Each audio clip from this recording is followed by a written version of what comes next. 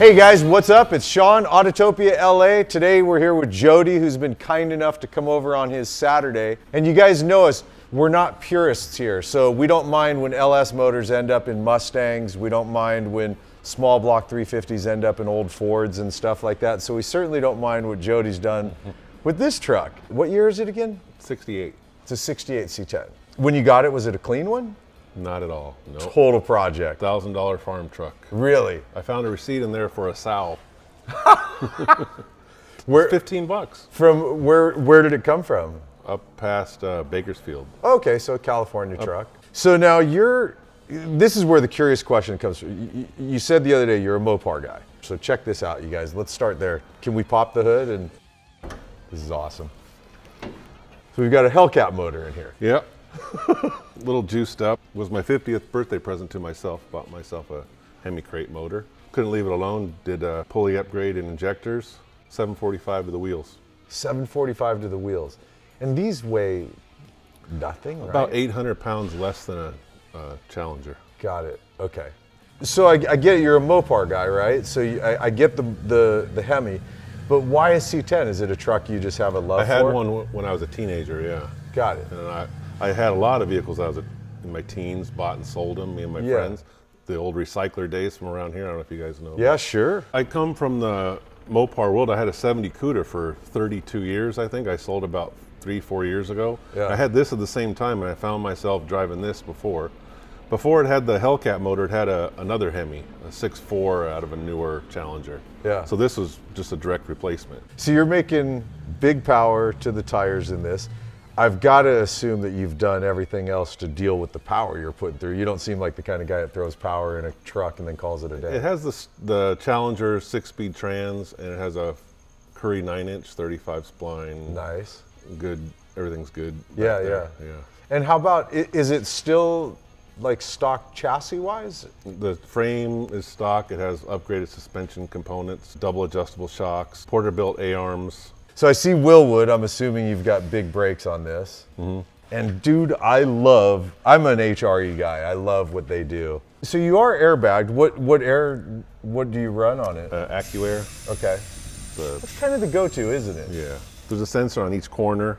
So right when you turn the key, it goes up to the automatic height nice. You've chosen. So it's at what you've set it for, so it's ready to go right away. And then you just manually drop it down for parking it. Yeah.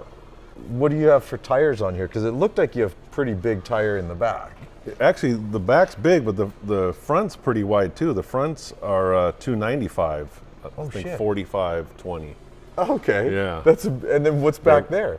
Those are different kind of measurements. They're 29 tall by 18 by 20 rim. Is that a Mickey Thompson or something? Mickey Thompson. So you can go pretty fast. So then have you tubbed it back here? Yeah. You have? Oh yeah, for sure you have. So you can unbolt these. So that's what I did. I went to the junkyard, unbolted a couple, and then grafted them together. So there's 2 there per side. Got it, okay. And then this one's cool, you guys. Check this out. Paul said, hey, that'd be a good place for a fuel cap. The gas tank's there, and then magnets hold it there. It's so cool. I've never seen anyone do that. So exhaust, I don't see anywhere, which a lot of times I'll see a side exit or, with something this custom maybe coming through the bumper or something. Where's your exhaust exit at? It dumps in front of the axle. There's no room because it's so low. There's no room to get it up and over the axle. So both the mufflers are right under there. Got it, okay. Just 3-inch tubes with Flowmasters. Okay, let's look at your interior. It always gets me curious. Oh, those are nice. That's a company, GSI Machine makes those. Nice, that's bitchin'. Oh, wow, okay. And it smells really good, by the way. Not that you guys can smell it, but did you catch a whiff of that, Paul? So clean, dude. Like a lot of it you've kept simple, right? Like your door panels are cleaned up, but stock door panels? Mm-hmm. Yeah, stock. And then what are the seats in here? That's a company at TMI. They started out making Volkswagen stuff, and now they make it for Camaros, Chevelles, Mustangs. Yeah. Manual Tremec 6-speed, and that center buddy bucket they just came out with last year at SEMA. Oh, wow. It's kind of a reproduction of factories. And it pops up like storage and stuff like that? Yeah, it could be a seat or... That's how they had it in the 60s, 70s. What are your gauges in here? Those are decoded digital. Which is like another real go-to, isn't it? Yeah. It has an OBD2 port, Oh, really? Yeah. Oh, of course. Yeah, so the gauges just read off that. So you got everything real, like it's not just looking cool, it really works. Everything you've done here was I tried to make purpose-built it so, drive. yeah, to drive, yep. Yeah. Not a trailer queen. Yep. Don't own a trailer. Well, speaking of which, I think that's what we need to do next is go for a drive. Buzz around. I think so.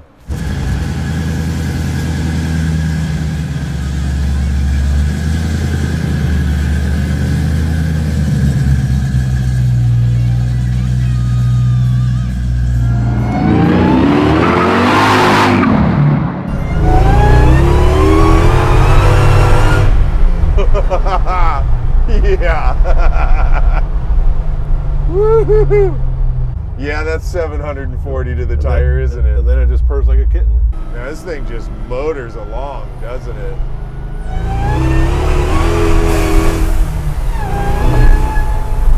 Wow, it sounds so good. Two of the sounds I personally love on cars, either the whine that you get from the blower or the blow off you get from turbos, Yeah. you know? But this to me, I'm a supercharger guy. I really like that sound. I like the low end grunt. It's another go-to, isn't it, is the Tremec? Yeah, when you buy the crate motor, it has the Hellcat clutch hanging off the back of it, so it was pretty much a no-brainer. Yeah.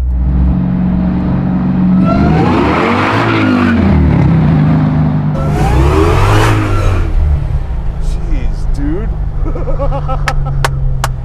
Doesn't like those tires. I don't know if it's gonna like any tires, is it? No.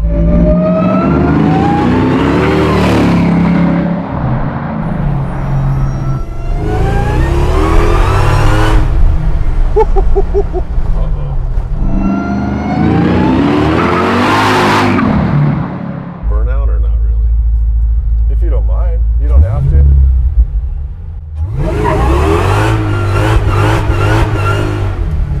That's awesome.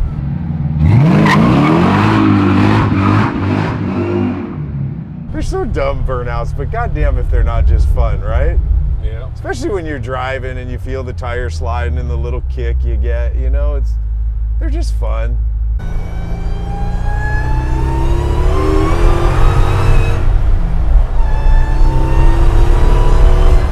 Wow. God, it's just brutal power.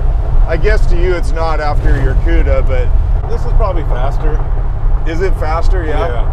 The other one's just set up, that was set up for more drag racing, but this is funner to drive. Is it? Take a Yeah. little more work, like is. Yeah.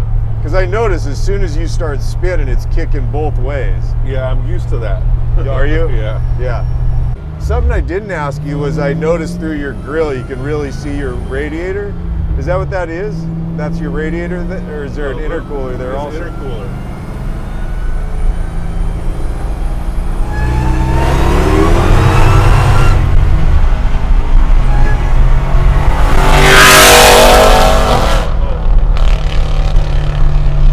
That sounds horrible. Horrible. Oh my God, my ears. Crazy how much more power you have. I mean, you walked away from him. By the time you already lifted and are cruising, Yeah. then he catches you.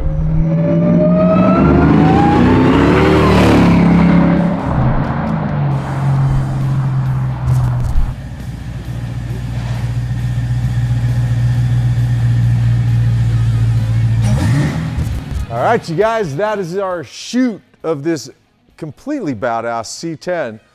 For all of you purists, I know by now you're completely freaked out, but like I said in the beginning, I'm not a purist. I love when guys get creative and do the build that they want to build.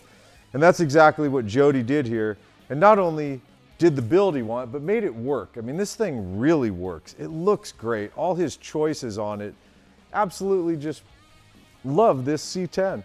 And I love that he put a built Hellcat motor in it, and out of a C10 he's making 740 at the tire. This thing's just bonkers, man. Anyways, that's it for our shoot. I hope you guys had fun with us today. As always, thanks for hanging and watching and supporting what we do. I really do appreciate it, and I will see you in the next episode. All right, man. Later.